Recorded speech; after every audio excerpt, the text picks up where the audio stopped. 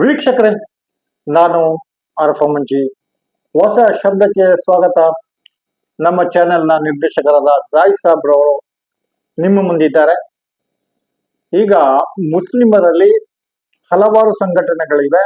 Iran ಮತ್ತು America ಇಸ್ರೇಲ್ಗಳ ನಡುವೆ ನಡೆಯುತ್ತಿರುವ ಯುದ್ಧದ ಕುರಿತು ಪ್ರತಿಕ್ರಿಯೆಗಳು ಬರ್ತಾ ಇಲ್ಲ. ದೊಡ್ಡ ದೊಡ್ಡ ಸಂಘಟನೆಗಳು, ಮುಸ್ಲಿಂ ಮುಖಂಡರು, ನಾಯಕರು, ಸಮಾಜ ಉದ್ಧಾರಕರು ಅಂತ ಹೇಳ್ಕೊಳ್ಳುವವರೆಲ್ಲ ಈಗ ಮೌನ ಪಾಲಿಸ್ತಾ ಇದ್ದಾರೆ.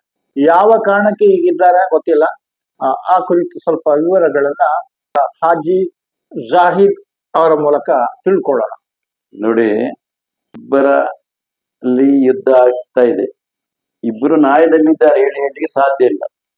ಒಬ್ಬ ತಪ್ಪು ಮಾಡಿದ್ದಾನೆ.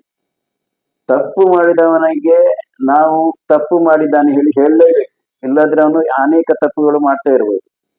ಪ್ರವಾದಿ ಮುಸ್ತಫಾ ಸಲ್ಲಲ್ಲಾಹು ಅಲೈಹಿ ವಸಲ್ಲಮರ ಮುತ್ತು ನುಡಿ ಇದೇನೆಂದರೆ, ಯಾರು ಅದು ತಪ್ಪು ಮಾಡಿದರೆ ಅಥವಾ ಯಾರು ದಬ್ಬಾಳಿಕೆ ಮಾಡಿದರೆ ನಿಮ್ಮ ಶಕ್ತಿ ಇದ್ರೆ ಕೈಯಿಂದ ತಡೀರಿ ಹೇಳಿ, ಅದು ಇಲ್ಲದಿದ್ರೆ ಬಾಯಲ್ಲಿ ಹೇಳಿ ಹೇಳಿ, ಅದು ಇಲ್ಲದಿದ್ರೆ ನೀವು ಕೊನೆಯ ಘಟಕ ಅದರಿಂದ ಬೇಸರ ಪಡಿಸು. ಇದು ಮೂರು ಮಾಡದಿದ್ದರೆ ಅವನು ಮೌಮಿನಲ್ಲ ಹೇಳಿ ಎಂಬ ರೀತಿ ಮುತ್ತು ನುಡಿ ಇದೆ.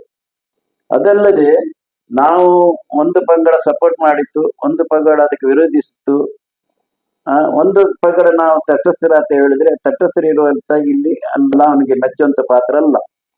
ಕುರಾನ್ ನಲ್ಲಿ ಇದೆ, ಶನಿವಾರ ಮೀನು ಹಿಡಿಯಬಾರದು ಹೇಳಿ ಒಂದು ಆಜ್ಞೆಯನ್ನು ಕುರಾನ್ ಅಲ್ಲಿ ಕೊಟ್ಟಿತ್ತು. ಯಾರಿಗೆ?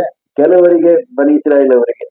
ಆ ಟೈಮ್ನಲ್ಲಿ ಕೆಲವರು ಅಲ್ಲಾಹನ ಆಜ್ಞೆಯನ್ನು ಧಿಕ್ಕರಿಸಿ ಮೀನು ಹಿಡಿದ್ರು.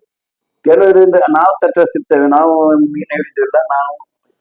ಮತ್ತೊಂದು ಗ್ರೂಪ್, ಒಂದು ಎರಡು ಗ್ರೂಪ್ ಆಯ್ತು. ಮೂರನೇ ಗ್ರೂಪ್ ಉಲ್ಲಂಘನೆ ಮಾಡಿದವರಿಗೆ ಹೇಳಿದ್ರು, ಈ ಹಿಡಿಯಬೇಡಿ, ಈ ದೇವರ ಆಜ್ಞೆಗೆ ಉಲ್ಲಂಘನೆ ಆಗ್ತದೆ, ನಿಮ್ಗೆ ಭಯಂಕರವಾದ ಆಪತ್ತು ಬರಬಹುದು.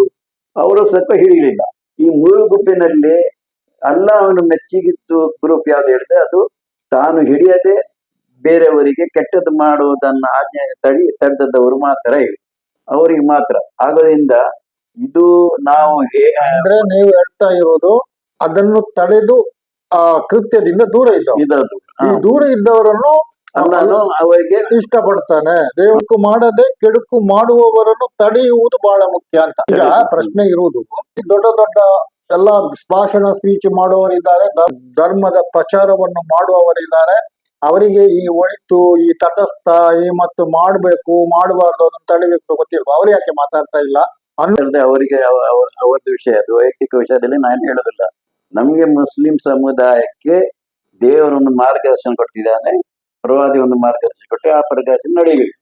ಅಂದ್ರೆ ನಿಮ್ಮ ನಿಲುವನ್ನು ನೀವು ಹೇಳ್ತೀರಿ, ನಾನು ಏನು ಮಾಡಬೇಕು ಅದು ನಾನು ಹೇಳುದು.